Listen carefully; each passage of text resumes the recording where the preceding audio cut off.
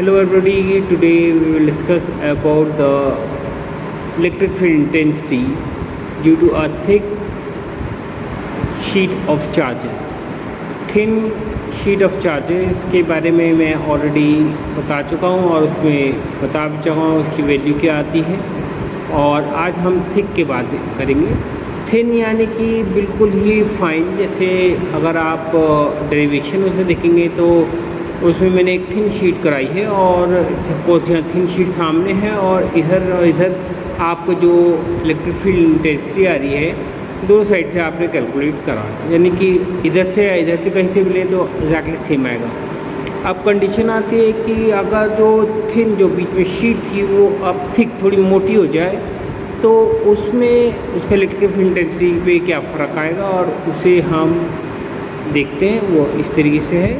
यहाँ electric field intensity due to thin की जगह हम थिक करेंगे, मगर थिक से पहले हमें पहले थिन का रिवीजन करना पड़ेगा, इसलिए मैं इसे करा रहा हूँ। Thin finite sheet plane sheet of charges, sigma जो है चार्ज प्लस डेंसिटी है। अगर हम पी या क्यू पे कैलकुलेट करें इलेक्ट्रिक फील्ड इंटेंसिटी तो कितना होगा वो हमें कैलकुलेट पहले करना है। ये मैं ऑलरेडी प्रीवियस क्लिप में बता चुका हूँ। Electric flux over these edges are 2E and ds, where E is electric field, N is the unit vector और ds is the charge, मतलब एरिया। तो ये आ जाएगा, इसमें डॉट प्रोडक्ट लगाए क्योंकि दोनों सेम डायरेक्शन में, तो cos 0 दैट इज़ 1, तो 2E ds, यानी यहाँ पे कैलकुलेट करें या यहाँ पे कैलकुलेट करें दोनों का बराबरी आएगी। इसमें आप आगे देखेंगे electric flux due to curve, ये कर्व जो सरफेस है इस पर जो उसका इलेक्ट्रिक फील्ड है वो ज़ीरो होगी क्योंकि कॉस 90 डिग्री हो जाएगा इलेक्ट्रिक फील्ड इधर और जो एंगल मतलब सरफेस एरिया है वो इधर, तो बीच में जो है ये 90 डिग्री बना रहा है ना, तो ये ज़ीरो हो जाएगा। तो इलेक्ट्रिक फ्लक्स जो होगा दैट विल 2E/ds होगा। तो चार्ज अपॉन एरिया, ये ऑलरेडी मैं रो बताया था, मैं रो सॉरी सिग्मा लिखेंगे तो Q किसके बराबर होगा, Q यानी charge, Q is equal to sigma ds, तो ये इसके बराबर आया। इसके बाद देखेंगे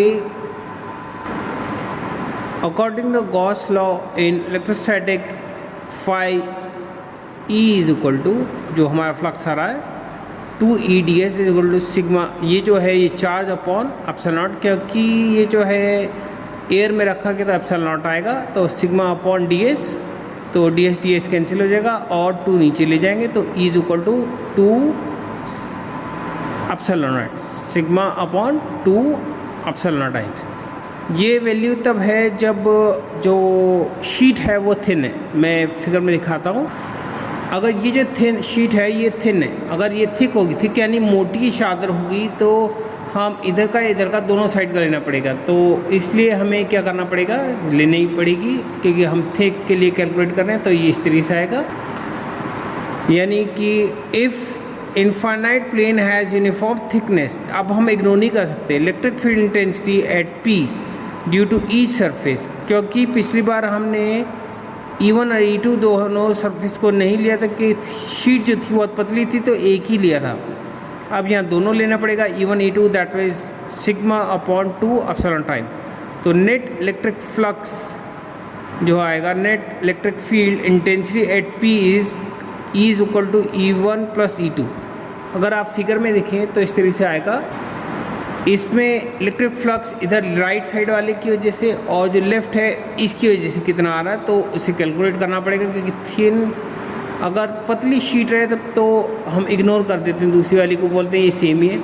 अब अगर थिक है तो भाई उसे इग्नोर नहीं कर सकते, तो अब हमें यहाँ पे कैलकुलेट करना है। तो इसलिए जो नेट E आएगा वो इस तरीके से E is equal to E1 plus E2, तो sigma upon 2 epsilon time plus sigma upon 2 epsilon, दोनों को एलसीएम लेंगे, 2 cancel, sigma upon epsilon times. ये हमारा electric field intensity due to a thick sheet of a charge, तो ये आएगा हमारा electric field intensity due to a thick sheet of charge का जो आता है वो आता है sigma upon epsilon time. Sigma जो है वो चार्ज डेंसिटी है और एप्सिलॉन टाइम जो है परमिटिविटी इन फ्री स्पेस, यानी कितनी लाइन इलेक्ट्रिक लाइन पास करेंगी एयर में या फिर वैक्यूम में उसे बोलते हैं परमिटिविटी इन फ्री स्पेस।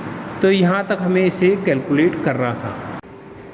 आज के लिए बस इतना ही, और जिन्होंने मेरा चैनल सब्सक्राइब नहीं किया है सब्सक्राइब कर दें, शेयर करें और लाइक करें, जिससे कि उन्हें मेरे आने वाले वीडियोस अपडेट मिलते रहें और उनका खूब स्ट्रॉन्ग फिजिक्स बनता रहे। ये ज़्यादातर क्लिप्स मैं उन स्टूडेंट के लिए बनाता हूँ जो वीक है फिज़िक्स में और पिछला फिज़िक्स उन्होंने नहीं पढ़ा है।